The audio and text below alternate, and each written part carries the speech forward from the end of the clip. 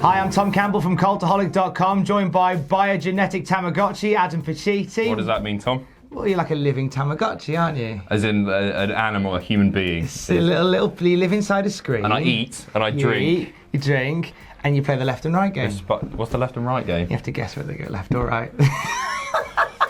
And sometimes you talk about This is his intro. This is the intro, guys. Enjoy. I'm tired. Let's do some news.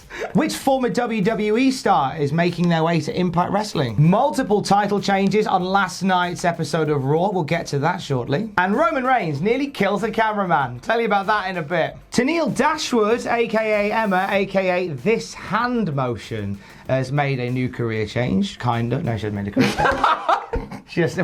Impact is so different to everything else. So, Tennille Dashwood, a.k.a. Emma from WWE, a.k.a. This Hand Motion. Dr. Zoidberg there. I broke your television.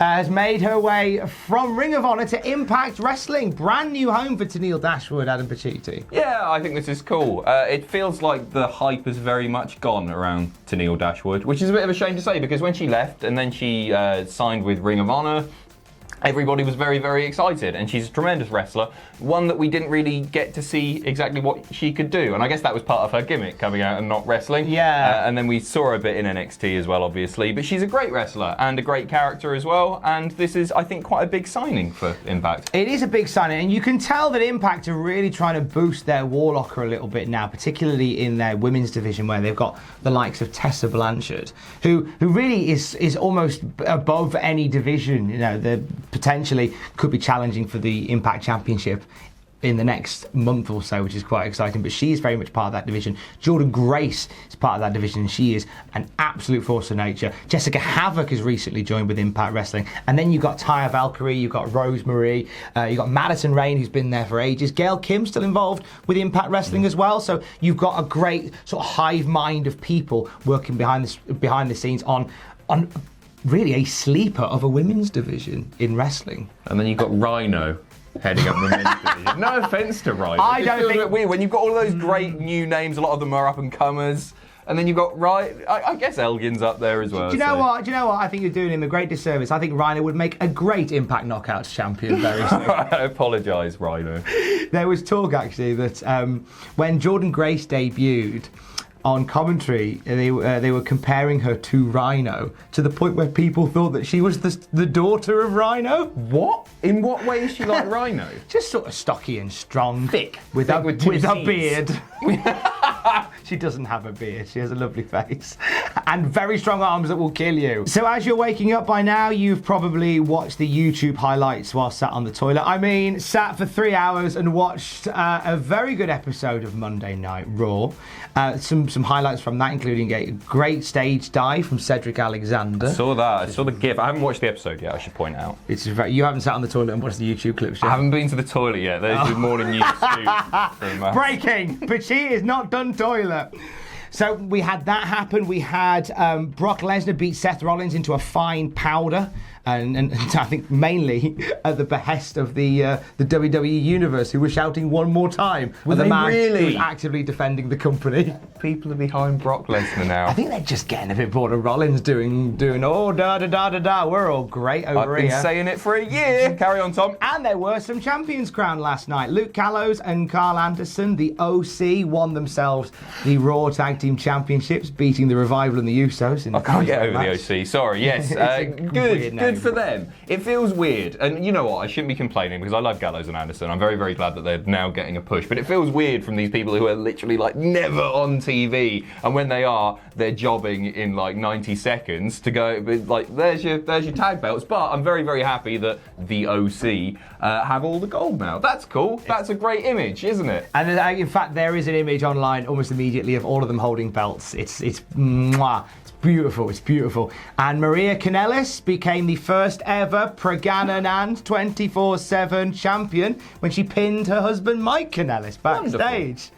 Happy with that as well. I really, really like Maria. I'm not sure, sort of casual fans, how much they're getting out of this Maria-Mike storyline, because Mike just hadn't been, well, neither of them had really been used on TV at all, except for 205 Live, which casual fans aren't watching. No.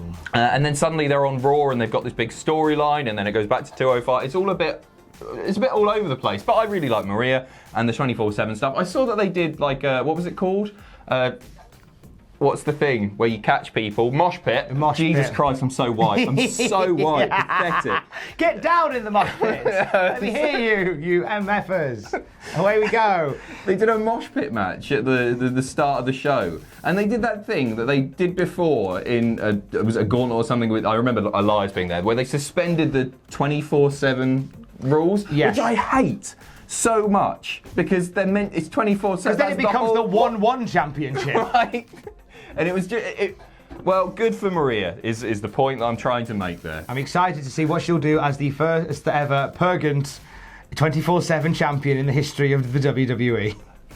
A lot of talk about Jerry Lawler in the last couple of hours. Jerry Lawler has filed a wrongful death lawsuit against Hardman County. This is due to what they believe to be alleged failures to protect his son Brian Lawler. Now, Brian Lawler back in July of 2018 was arrested for driving under the influence and resisting arrest. What happened was he was taken in, incarcerated, and it was while he was there that it was believed he took his own life. Jerry Lawler and his attorneys, who are Rosenblum and Reisman, are quoting, suing for numerous failures of the county and its employees that resulted in the wrongful death of his son. Just to go a little bit deeper into this, while he was incarcerated, he was attacked by an inmate. They don't believe he was properly assessed afterwards, and also he wasn't assessed to see whether he would be a potential suicide risk as well, which is part of the process that they do. And the lawsuit is for $3 million in damages, which is a terrible, terrible time. Yeah, I don't really know what to add to this. Obviously, it's just an incredibly tragic situation. It shouldn't really be possible for somebody who's been arrested to take their own life in custody in that way, in the way that Brian Christopher did. So yeah, really just terrible stuff. We'll keep you updated on the story itself, but yeah, tragic. Look in my eyes! What do you see? Another name for Starrcast 3. CM Punk's already going to be the main boy. Repeating his gag. I'm using that gag till the end of time. For Mick Foley. I'm going to ruin it if you're not going to say who it is. Mick Foley's coming, so Tony a bit Schiavone, of living colour for you. Tony Schiavone is hosting a women's panel, which is true, he is doing that, but we are talking about Mick Foley right now. Yeah, Foley's doing Starrcast 3. He's going to be doing his stand-up show as part of the whole event, and he's doing a Q&A with the fans afterwards. Mick Foley is one of these guys that can happily float between WWE and AEW, and there doesn't seem to be any He can do what he likes now, can't he? He's got a WWE Legends contract, and I would suggest that they're going to start writing into these contracts that they're unable to do certain promotions or, events organised by certain people. So, yeah, good for Foley again. I've seen his stand-up show before. Very, very funny man, obviously. You can watch it on the WWE Network. There is a version of the WWE Network. There is a version of the stand-up show, which is just before Hell in a Cell, where he talks about sort of the build up to the match. It's on the network somewhere. I mean, good luck finding it with a new layout. No, the new layout. I'm not going to hear a bad word. I'm not going to hear a bad word about the search functionality. The search functionality. Oh, I've got a big scoop for you. Does it involve a certain promotion just above the border? Mm-hmm. So if you search, I don't know if they fixed this now, but if you search ICW on the thing, you get a listing for Fight Club Pro, and there's also a locked video that you can't see because you don't have the right tier yet of Joe Hendry and Leighton Buzzard, I think it was, from a recent Fight Club taping. Fight Club is listed on there. I searched Progress, that's not there. I searched WCPW, that's not there. I searched, where else Adam did I try? Pacitti. Adam Pacitti. You got a locked image of Adam Pacitti, Lust for Glory, his 24/7 documentary coming out soon. There's a scoop for you, but well done to Mick Foley too. You got yourself a booking, pal. Well done for you, ICW. You're on a network. Ooh, ah! Not my words, the words of people watching fireworks on bonfire night, and the words of Roman Reigns on a Monday night before he does his spear. And Roman Reigns is in a film on Thursday, Adam Pacitti. Stop looking down. I don't think I've ever rolled my eyes as much as I roll my eyes when I do the news with one Tom Campbell. But I also laugh, and so do you. That's a hallmark. And you roll your eyes, probably. Carry on, Tom. So Roman Reigns is slagging you off. It's fine, you rock on. And I've got tiny hands. Hobbs & Shaw is out on Thursday, which is the Fast and Furious spin-off movie in which Dwayne "The Rock" Johnson and Jason Statham are both fast and indeed furious. Jobs for the boys. Roman Reigns has got a gig in there as well, playing The Rock's brother.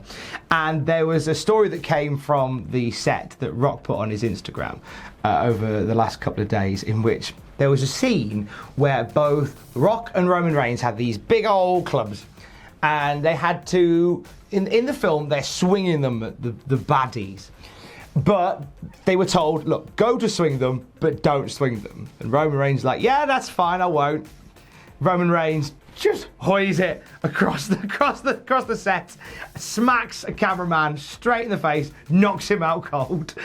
We laugh because the cameraman's fine. He got up, he's cracking on, he's a pro. Roman Reigns spent the entire day apologising. I just like the idea of Roman Reigns turning up first day of filming, because you're nervous enough. This is like the biggest film he's ever done. Oh yeah, for sure. You're nervous enough, and you go, right, okay, your first scene, right, pretend to throw this, and then you just knock out the first person you see. There's a great shot of it. There's a POV shot essentially from the cameraman. He's like, and you just see the woo bonk. Fantastic stuff. I wish Roman Reigns would do that more often. That's how to get Roman Reigns over, is just to assault random people who don't, like The Undertaker carelessly did at WrestleMania when he purposely leapt over the top rope and took out that cameraman. You remember that? If you're a cameraman in the entertainment industry today, steer clear of Roman Reigns. He might throw a club at you. You have been warned. That'll do your news for today. Thanks for watching. I haven't got an outro, so here's Adam Pacitti saying thanks for watching. Thanks for watching. Let us know what you think in the comments down below. You can follow us on Twitter at Cultaholic. You can find us on Facebook at facebook.com/Cultaholic. If you enjoy what we do here at Cultaholic, you can pledge to us on Patreon. That's patreon.com/Cultaholic. And most importantly, don't forget to hit subscribe and join us.